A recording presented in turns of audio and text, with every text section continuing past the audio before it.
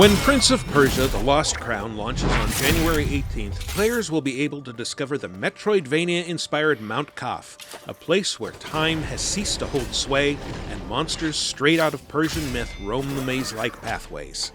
A labyrinthine, freely explorable 2.5D world filled with elaborate puzzles, strange phenomena, and no shortage of lethal spikes, Mount Kaf is the real star of Prince of Persia: The Lost Crown.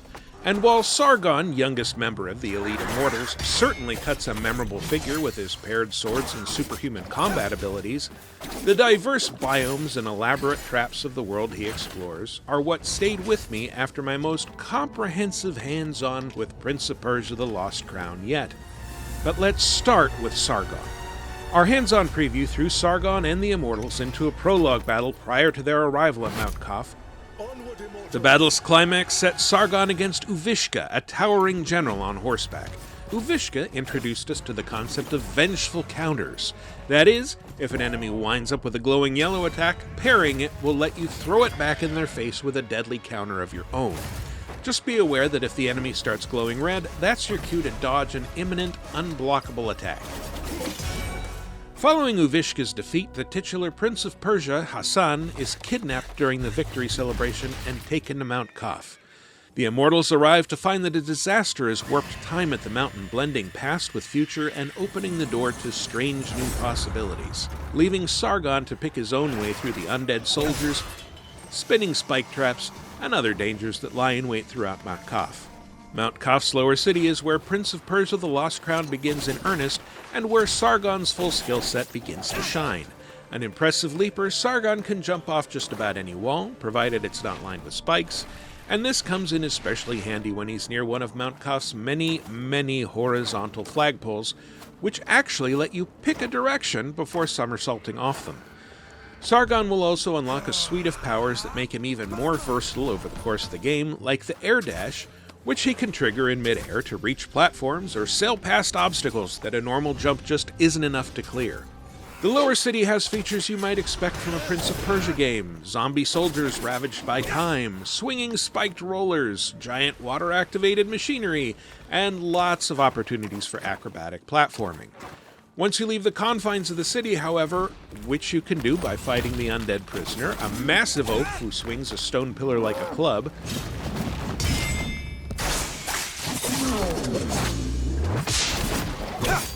out in the Hyrcanian forest, things start to get much stranger.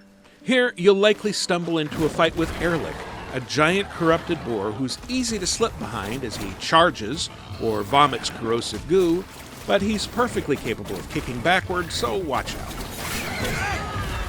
Erlich guards a bow, which technically belongs to Sargon's friend Menelaus, but it's a time-anomalous copy that Sargon finds on his own corpse in an event that hints at the extreme strangeness players will find in Mount Kaf's further reaches.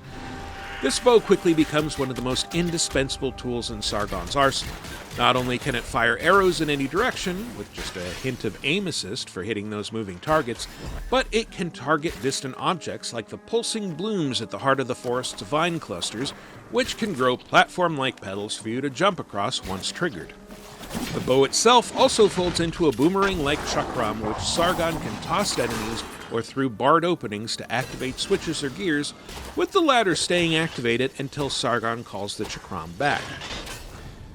Things get weirder in the Sacred Archives, where you'll find a maze of stairways that switch direction depending on which way you're facing.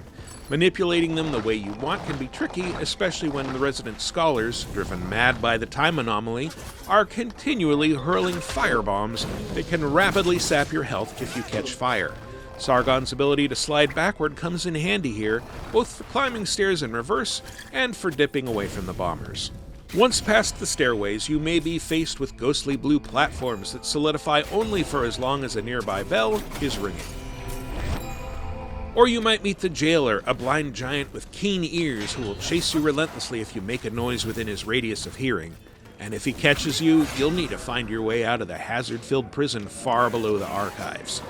Should you manage to find your way back up and out of the Sacred Archives, your reward will be a meeting with Jahandar, a mythical manticore captured by King Darius, who packs a highly venomous stinger in that scorpion-like tail, as well as a few magical attacks you might not be expecting from a giant man-eating monster. As you might have surmised by now, Mount Kaf is an extremely dangerous place. Luckily, Sargon can activate checkpoints in the form of whack-whack trees, which send out tendrils of beckoning light when they're nearby. Resting at a whack-whack restores Sargon's health and any health potions he's carrying, but that comes at the cost of making all the enemies you've killed reappear. If you're defeated in battle or meet the wrong end of a bladed trap too many times, you'll respawn at the last whack-whack tree you visited. And there also you can swap out Sargon's Athra attacks, which include things like energy waves and healing pools, powered by the Athra power built up from damaging enemies. You can also swap out his amulets, which grant new abilities, buffs, and other enhancements, so long as you've got enough slots in Sargon's necklace. Want an extra attack to cap off your combos or a boost to your attack power? You'll want to pay attention to amulets. Now, Mount Kaf isn't entirely hostile. As Sargon journeys through the labyrinth, he'll meet helpful NPCs who will sell treasures or provide other services for a price, like Faraba, the mysterious little girl who has the run of the place, and will share her knowledge by filling out Sargon's map once he reaches a new area. She'll also give you a device that will actually take a picture of your surroundings and drop it on the map. Don't remember what kept you from fully uncovering a partially explored area? Now it's easy to find out, provided you took a snapshot of it. You'll also meet others trapped in Mount Kaf who need your assistance. That is to say, who'll reward you if you take on side quests for them. The Moon Gatherer, who needs help finding pieces of the moon scattered around the mountain. Seems doable, sure. Sargon can also discover Homa statues that let him fast travel around the game world, and to a safe haven in the lower city, where players can get hints from Faraba, buy amulets and other essential upgrades from her grandmother the mage, or improve their weapons with the help of Kahiva, the forge goddess. As the adventure progresses, this will also be where players can find Artaban, a fellow immortal who becomes too injured to continue the search for the prince, but who's more than happy to provide you with tutorial lessons so you can hone your skills. Completing these will reward you with time crystals to use as currency, and can teach you how to do things like extend combos, along with other tricks for maximizing Sargon's combat effectiveness.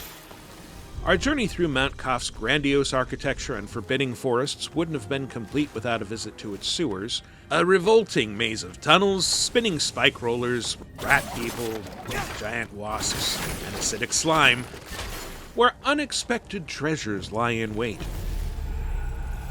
But it was in the heights of the Upper Citadel that the adventure hit its climax. Sargon finally tracks down Prince Hassan, but in the process meets an unexpected enemy whose fighting prowess and command over time far exceed his own. We won't get into spoilers just yet, but suffice to say things look grim. Although hitting rock bottom, in this case literally, is an opportunity to crawl your way back up and discover more for yourself. And that's just the end of the first act. There are still plenty of mysteries to uncover in Mount Kaf, many of which are heavily influenced by the history and mythology of ancient Persia. For maximum immersion, you can even play in Farsi, with a fully voiced audio track you can switch to at any time. A world of strange surprises, unforeseen twists, and time-based trickery awaits, and you'll be able to confront Mount Kaf's mysteries yourself when Prince of Persia: The Lost Crown launches on January 18th for Switch, PlayStation 5, PlayStation 4, Xbox Series X and S, Xbox One, PC, and Amazon Luna. Pre-order now at the Ubisoft store or sign up for Ubisoft Plus to get 3-day early access.